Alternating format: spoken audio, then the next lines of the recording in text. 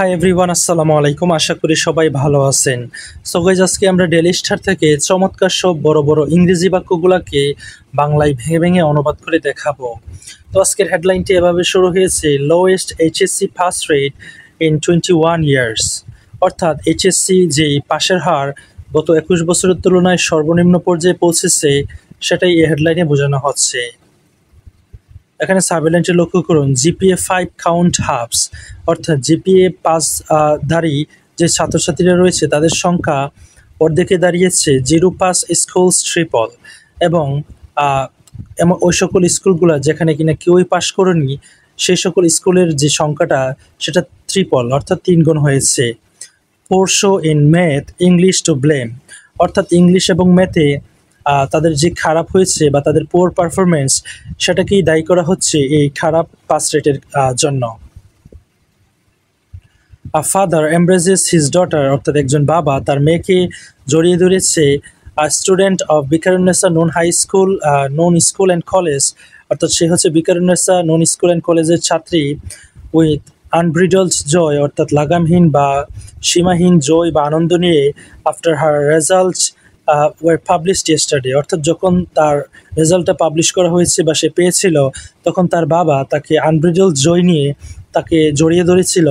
This year, অর্থাৎ এই বছর, girls once again outperformed boys across all education board, অর্থাৎ সকল যে 9টা এডুকেশন বোর্ড রয়েছে সেগুলোর রেজাল্টে বা জিপিএ 5-এর সংখ্যায় গার্লরা আউট পারফর্ম করেছে বা ছাড়িয়ে গিয়েছে বয়েজদেরকে বা ছেলেদেরকে।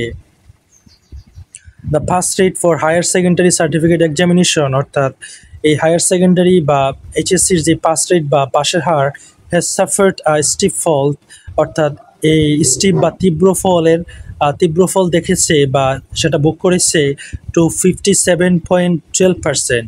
অর্থাৎ এইচএসসি পাসের হারটা একটা তীব্র পতন হয়েছে এবং সেটা 57.12% নেমে এসেছে দ্য লোয়েস্ট ইন 21 ইয়ার্স, অর্থাৎ যেটা কিনা গত 21 বছর তুলনায় সর্বনিম্ন।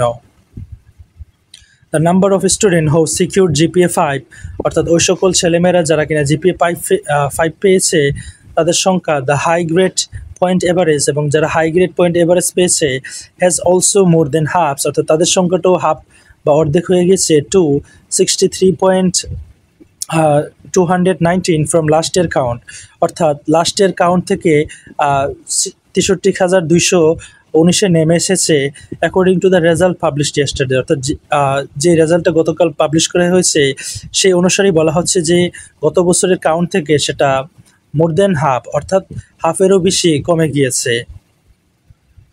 Institution with zero pass rate more than triple to 202, অর্থাৎ ওই সকল প্রতিষ্ঠান যারা কিনা কোনো পাশের মুখী দেখেনি বা কোনো ছাত্রছাত্রী পাশ করেনি, সেটা 3 গুণ হয়েছে টু 202, অর্থাৎ 202টিরও স্কুলে কেউই পাশ করেনি। হোয়াইল অন্যদিকে only 345 had 100% success rate compare to last year 1388, অর্থাৎ অন্যদিকে 345টি স্কুল যারা কিনা 100% পাশের হার হয়েছে কম্পেয়ার টু লাস্ট ইয়ার 1388, অর্থাৎ গত বছরে 1388টি স্কুলে বা কলেজে তাদের 100% পাশ করেছিল বা পাস রেট ছিল, কিন্তু এবছর হচ্ছে 345। Education board officials pointed out, অর্থাৎ এডুকেশন বোর্ড যে অফিসার বা কর্মকর্তারা রয়েছে, পয়েন্টেড আউট তারা উল্লেখ করেছে যে স্টুডেন্ট পারফর্মড ডিসমাইলি, অর্থাৎ ছাত্রছাত্রীরা খুবই খারাপভাবে পারফর্ম করেছে in English and information communication technology, অর্থাৎ আইসিটিতে, অর্থাৎ আইসিটি এবং ইংলিশে তারা খুবই পোর পারফরমেন্স করেছে। Along with mathematics leading to the poor showing, অর্থাৎ সাথে ম্যাথমেটিক্সও খারাপ করেছে, যার কারণে এই পোর শোয়িং বা এই খারাপ পাস রেটটা এসেছে।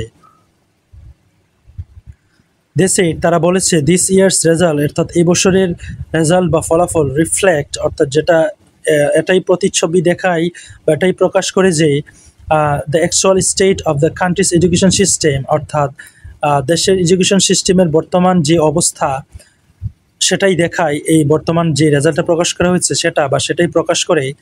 হোয়াইল ইন দ্য পাস্ট, যেখানে অতীতে teachers had been asked to take sympathetic approach, যেখানে ইন দ্য পাস্ট অর্থাৎ পূর্বে টিচারদেরকে জিজ্ঞাসা করা হতো সিম্পেথেটিক অ্যাপ্রোচ গ্রহণ করার জন্য বা পন্থা অবলম্বন করার জন্য to marking to inflate success rate. অর্থাৎ ইনফ্লেট সাকসেস রেট মানে হচ্ছে সাকসেস রেট বা পাশের রেটটাকে বাড়ানোর জন্য আগে টিচারদেরকে বলা হতো যে তারা যেন সিম্পেথেটিক অ্যাপ্রোচ অবলম্বন করে মার্কিংয়ের ক্ষেত্রে, কিন্তু এক্ষেত্রে এই বছর এটা করা হয় নাই। সেই কারণেই এই রেজাল্টে যে 10টা এসেছে বা পাস রেটটা কমে গিয়েছে সেটাই মূলত প্রধান কারণ হিসেবে দেখানো হচ্ছে।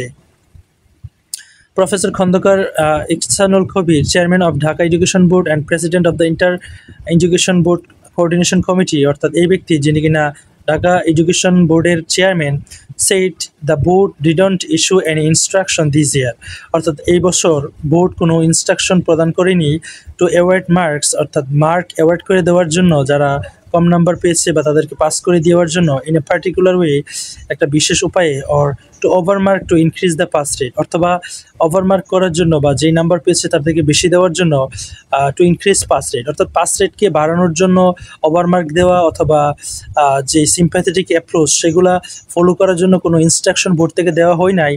সেই কারণেই মূলত এই ঘটনা ঘটেছে। উই হার্ড দ্যাট, অর্থাৎ আমরা শুনেছি teachers in the past might have been soft in examining the answer papers, অর্থাৎ টিচাররা খুবই সফট ছিল বা তারা খুবই নরম বা সদয় হয়ে আনসার পেপারগুলো দেখতো। He told a press conference, অর্থাৎ সে প্রেস কনফারেন্সে সেটা বলেছে হোয়াইল অ্যানাউন্সিং দ্য রেজাল্ট, যখন তিনি রেজাল্ট প্রকাশ করছিলেন at Dhaka education board office, অর্থাৎ ঢাকা এডুকেশন বোর্ড অফিসে। So guys, that's all for today. Thank you so much for watching my video till the very end, and if you guys are new over here in my YouTube channel, don't forget to subscribe to my channel.